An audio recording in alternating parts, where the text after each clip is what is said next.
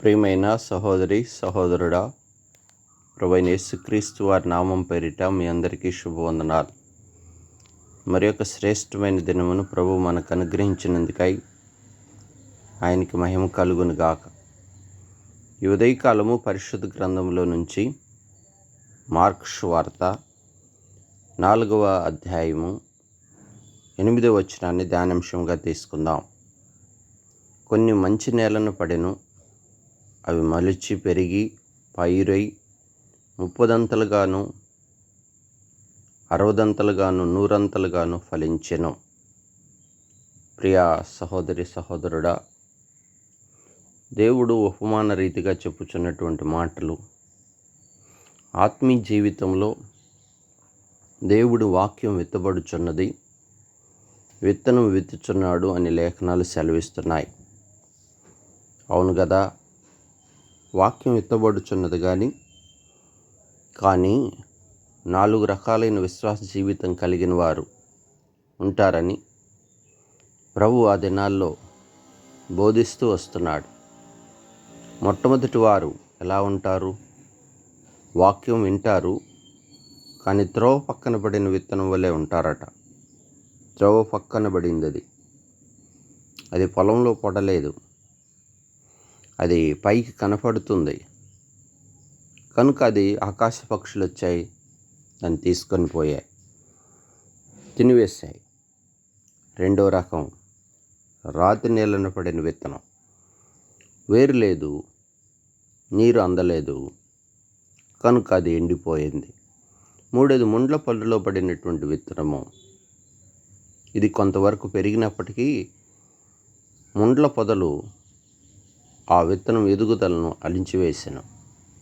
ఐహికమైన విచారాలు, లోక సంబంధమైనటువంటి చింతలు. అవును చూడండి, మరి 4వ రకం విత్తనం మంచి నేలను పడింది. మరి అది చక్కగా పెరుగుతుంది, ఎదుగుతుంది, అది మరి 100ంతలుగా ఫలింపులోకి వచ్చింది. ప్రియా సహోదరి సహోదరుడా, ఈ 4 రకాలు త్రోవ పక్కన పడిన, ముండ్ల పొదల్లో పడిన, మరి రాతి నేలను పడిన విత్తనముల్లో అవి లోక సంబంధమైనవిగా దేవుని ఎరిగినప్పటికీ విశ్వాస జీవితంలో ఆత్మీయంగా ఎదుగక రక్షణ పొందినప్పటికీ వారి జీవితాలు ఎలా ఉంటాయంటే ఏదో అవసరత కొద్ది దేవునిలో ప్రయాణం చేయటం. ఏ అక్కరుంటే అక్కర కొరకు ప్రభువుకు ప్రార్థన చేసుకొని అక్కర తీర్చుకొని మరి లోకంలో భౌతికంగా బ్రతికేవారుగా ఉంటారు. వారి జీవితాల్లో ఫలభరితమైన జీవితం ఉండదు. ఏదో శ్రమలు వచ్చినప్పుడు, కష్టకాలం వచ్చినప్పుడు, బాధ కలిగినప్పుడు యేసయ్యను తలంచుకుంటారు. వారి జీవితాల్లో వాక్యపు వెలుగు ఉండదు, పరిశుద్ధాత్మని యొక్క నింపుదల ఉండదు. వారు మారు మనసుకు తగిన ఫలాలు ఫలించే అనుభవం లేదు. ఎందుకంటే వారు వాక్యాన్ని తృణీకరిస్తారు.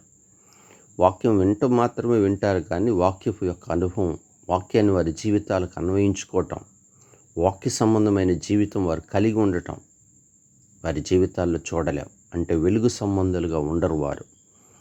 వాళ్ళు రోగరహితంగా బ్రతుకుతారు. ఎందుకంటే వారిలో శోధనలు, ఇరుకుల చేత, ఐహిక విచారాల చేత కొట్టివేయబడతారు, అణిచివేయబడతారు. రాతి నేలను పడిన వారుగా ఉంటారు, ముండ్ల పొదల్లో పడిన వారుగా ఉంటారు. వారు నామకార్థపు క్రైస్తవ జీవితానికి అలవాటు పడిన వారుగా ఉంటారు. అయితే శ్రేష్టమైన అనుభవం ఏంటంటే వారిని గురించి కాదు, మంచి నేలను పడిన విత్తనం వల్లే మనం ఉండాలని దేవుడి ఆశ. విత్తబడినప్పుడు ఆ విత్తనం 30ంతలుగా 100ంతలుగా 60ంతలుగా ఫలింపులకు రావాలని దేవుడు ఆశపడుచున్నాడు. వీరెలా ఉంటారు? వాక్యం వింటారు, దాన్ని అంగీకరిస్తారు, వాక్యానుసారమైనటువంటి జీవితం కలిగి ఉంటారు. వారు వాక్యమునకు విరుద్ధముగా నడుచుకున్నారు. ఎందుకంటే ఆదియందు వాక్యం ఉండెను, వాక్యమే దేవుడై ఉండెను.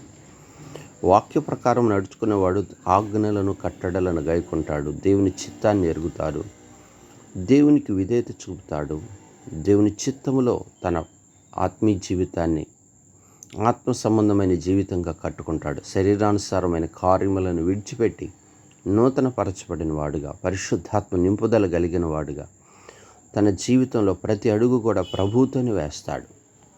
అందుకే ఫలింపులోకి వస్తాడు. ప్రియుడా, నీ జీవితం ఎలా ఉంది? మరి రక్షించబడ్డావు, చాలా రోజులు అయిపోయింది. నీ ఆత్మీయ జీవితం, నీవు, నీ కుటుంబం, నీ సంఘం ఎలా ఉంది? మరి ఆత్మీయంగా ఎదుగుతుందా? 30 60 100 ఫలింపు ఉందా?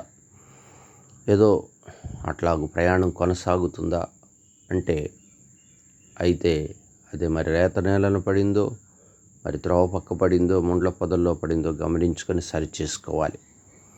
ఆత్మీయంగా ఎదుటి కొరకాయి మన జీవితాన్ని ప్రభువుకు అప్పగించుకొని సరిచేయబడిన జీవితంలో ముందుకు కొనసాగాలి అని దేవుడు ఆశపడుచున్నాడు. ప్రార్థన చేసుకుందాం. పరిశుద్ధుడా, ప్రేమ కలిగిన తండ్రి, దయగలిగిన రాజా, సర్వాధికారి, స్తోత్రములు. అవునయ్య, ఈ దినాల్లో క్రైస్తవ జీవితంలో 4 రకాలైన విశ్వాస పరిమాణం కలిగిన వారిని గురించి మాతో మాట్లాడుతూ వచ్చినందుకై వందనాలు. నిజమే ప్రభా, మరి అనేకులు త్రోవ పక్కబడిన వారు గాను, రాతి నేలను పడిన వారు గాను, ముండ్ల పొదల్లో పడిన వారు గాను, కొంచెం శ్రమ రాగానే లోకంలో కలిసిపోయేవారు గాను, కొన్ని బలహీనతల చేత లోకానుసారమైన జీవితం కలిగిన వారు, దేవుని విడిచిపెట్టేవారు గాను కొందరైతే, దేవుని ఇంటిని మరిచిపోయేవారుగా కొందరును, అలాంటి జీవితాలను మేము చూస్తూనే ఉన్నాం ప్రభువా. ఆయన మంచి నేలను గురించి మాతో మాట్లాడినందుకు స్తోత్రాలు. నేను, మా కుటుంబాలు, సంఘం ఆత్మీయంగా ప్రభువా అలాంటి జీవితం మేము కలిగి ఉండటానికి నాకు మాకు సహాయం చేయండి. వాక్యపు అనుభవం, వాక్యాన్ని విని అంగీకరించి ఆత్మ సంబంధమైన పరిశుద్ధాత్మ నింపుదలలో నడుచుకుంటూ మీరు కృప అనుగ్రహించండి. తద్వారా మంచి ఫలభరితమైన జీవితం 30 60 100 ఫలింపు మాకు అనుగ్రహించు. అంతేకాదు సంఘంను మీరు జ్ఞాపకం చేసుకొని మీ కృపలో బలపరుస్తారు. ఈ దినమంతయు మీ చేతి కిందకి తీసుకోండి తండ్రి. వ్యాధిగ్రస్తులను స్వస్థపరుస్తారండి. యవన కాలబిడ్డల భవిష్యత్తును దీవించండి.